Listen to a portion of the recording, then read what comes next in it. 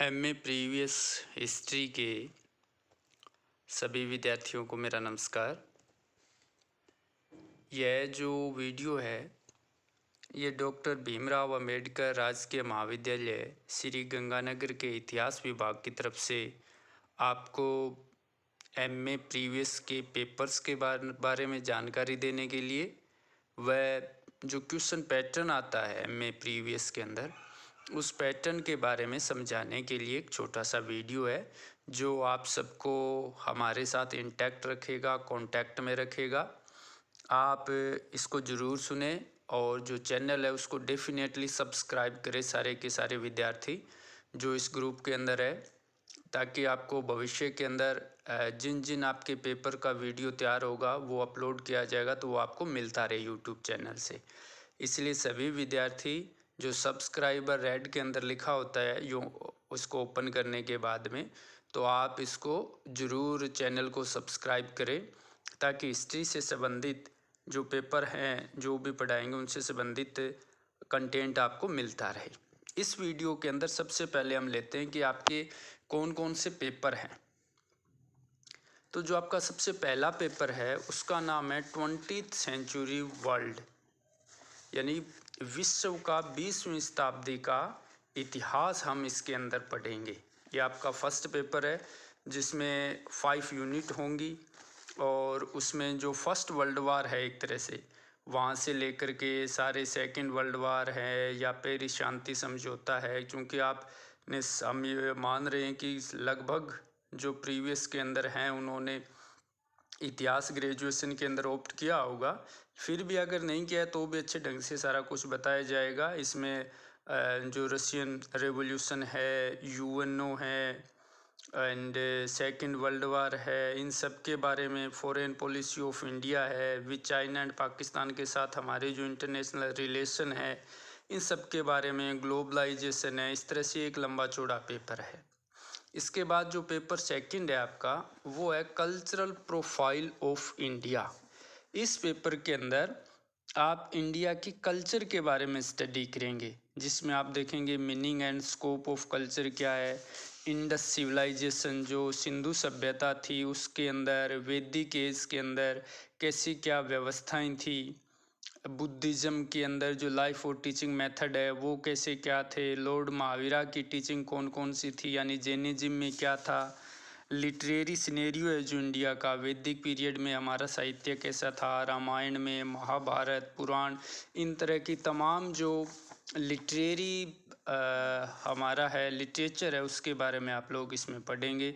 And जो third paper है इसके बाद वो है वीमेन इन इंडियन हिस्ट्री, यानी इंडियन इतिहास के अंदर कौन कौन सी महिलाएं थी जिन्होंने महत्वपूर्ण भूमिका निभाई, या कौन कौन से रिलीजन के अंदर महिलाओं के बारे में बताया गया, या इनके बारे में जो सोर्सेज ऑफ स्टडी है जैसे लिटरेरी एंड आर्कियोलॉजिकल सोर्सेज है जो हमें महिलाओं के बारे में बताते हैं, या archival and non archival sources है, गवर्नमेंट फाइल है, सेंसस रिपोर्ट है, प्राइवेट पेपर है। These are some sources of study for women's. अब इसमें रिलीजन जैसे ब्राह्मणिकल के ने वीमेन के बारे में क्या बताया, जैनिज्म में क्या बताया गया, बुद्धिज़्म में महिलाओं के बारे में, क्रिश्चियनिटी में, इस्लाम में, सिखिज्म में, मतलब ऑल द रिलीजन्स जिन्होंने वीमेंस के बारे में लिखा या वुमेंस के बारे में बताया उन सब के बारे में स्टडी करेंगे। भक्ति मूवमेंट है, ठीक है ना, तो इस तरह से। एंड फिर जो वीमेंस है उन्होंने एंशिएंट इंडिया में क्या क्या भूमिकाएं निभाई, मिडाइवल में कौन थी, कॉलोनियल पीरियड में कौन थी, पोस्ट इंडियन कौन है, इस तरह की तमाम बातें हम इसमें देखेंगे। इसके बाद जो आपका फोर्थ पेपर है वो है social and economic history of Rajasthan, जो 7th AD यानी एनो डोमिनी से 1950 AD तक है, जो 7वीं शताब्दी से लेकर 1950 तक का है। जो राजस्थान की हिस्ट्री नहीं है, ये सोशल एंड इकोनॉमिक हिस्ट्री पढ़ेंगे।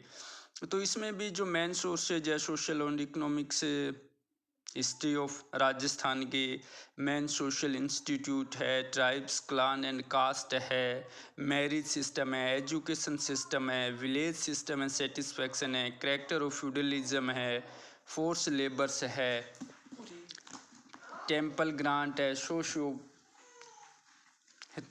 रिलीजन है, इन सब के बारे में हम लोग ये पढ़ेंगे। एंड आर्य समाज के समय इंडिया में जो राजस्थान की सोशल एंड इकोनॉमिक कंडीशन कैसी थी, nature and structure of economy during the period of study है, rural urban, nature of land grants, इस तरह की तमाम चीज़ें इस 4th चैप्टर के अंदर पढ़ेंगे।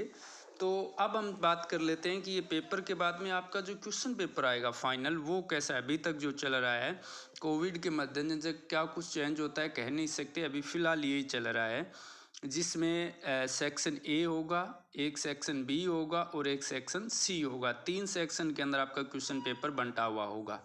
फर्स्ट जो सेक्शन ए है, उसमें आपके जो चारों पेपर है, हर एक पेपर में 2 मार्क्स के 10 क्वेश्चन होंगे, यानी आपके 5 यूनिट है हर एक चैप्टर के अंदर, हर एक पेपर के अंदर, चाहे वो फर्स्ट पेपर ले लो, सेकंड ले लो, थर्ड ले लो, फोर्थ ले लो।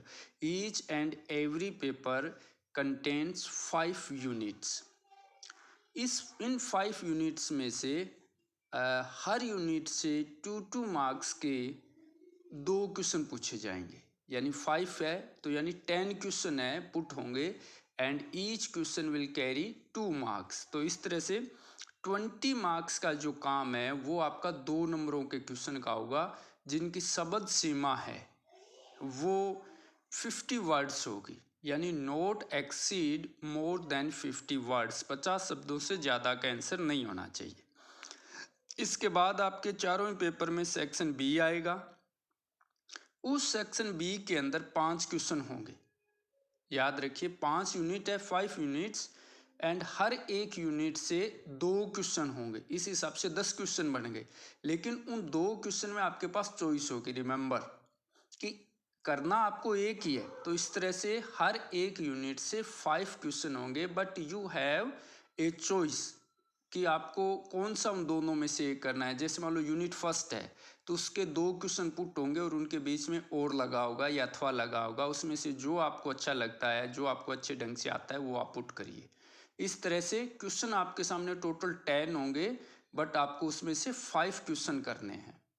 तो इस तरह से हर एक क्वेश्चन है वो 7 मार्क का होगा, तो टोटल हो गए 35 मार्क्स।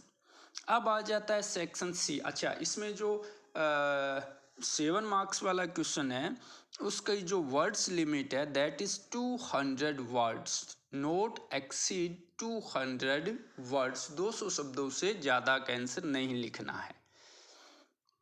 अब आ जाते हैं सेक्शन सी के अंदर। सेक्शन सी में जैसा कि हम बार बार बता ही रहे हैं कि 5 यूनिट होगी, तो 5 यूनिट में इसमें हर एक यूनिट से एक क्वेश्चन पुट होगा, यानी 5 क्वेश्चन आपके सेक्शन सी में से होंगे।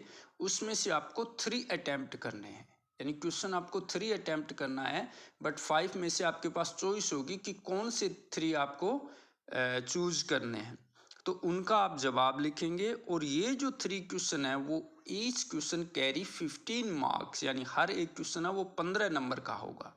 और इस तरह से ये 3 क्वेश्चन होंगे, तो टोटल 45 मार्क्स के आपके ये बड़े क्वेश्चन आएंगे, जिनकी शब्द सीमा है 500 शब्द।